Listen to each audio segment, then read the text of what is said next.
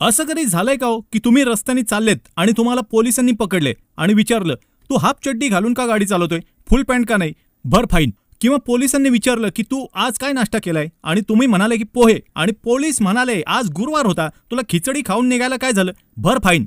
किंवा शेजारी चाललेल्या लाल ओढणीवाल्या मुलीकडे का बघितलं, भर फाईन. किंवा पोलिसांनी विचारलं की तुम्ही कुठे चाललाय आणि तुम्ही म्हणाले की विमाननगरला, आणि पोलीस म्हणाले की मग ऍक्टिवाने का चाललाय, विमान का नाहीये, भर फाईन. नाही झालं ना असं कधी?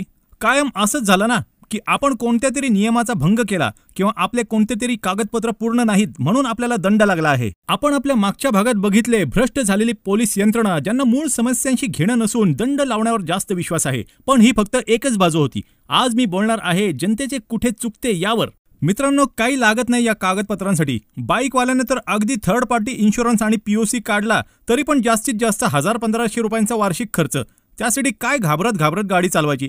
कुठेतरी पोलीस तर नाहीत ना हे बघत 4 गाड्यांच्या मागे लपत गाडी चालवायची. अचानक पोलीस पकडण्यासाठी समोर आले आणि जर आपल्या पुढच्या माणसाला साईडला घेतले तर खुश व्हायचे की मला नाही पकडले.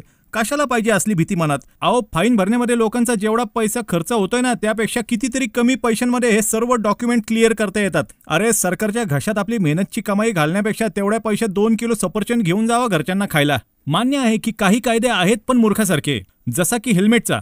बुधवार पेठेत पासोड्या विठोबाच्या इलेक्ट्रॉनिक मार्केटमध्ये फिरताना कसे काय हेल्मेट घालून वावरायचे? सिटीत फिरणाऱ्या माणसाला 10 जागी थांबून काम करायला लागतं, त्यात हे दुखणे कसे काय सांभाळायचे? बरं, सिटीमध्ये प्रदूषण एवढे की डोके फुटून नाही मेला तर जीव गुदमरून मारायचा प्रदूषणाने हेल्मेटमध्ये एखादा.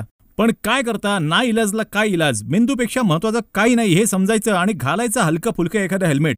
मी तुम्हाला चॅलेंज देऊन सांगतो, जर तुम्ही 100% नियमात राहिलात तर कुठलाच पोलीस तुमचं काहीच वाकडं करू शकत नाही. सबस्क्राईब न करता पुढचा रील बघू नका रे मित्रांनो.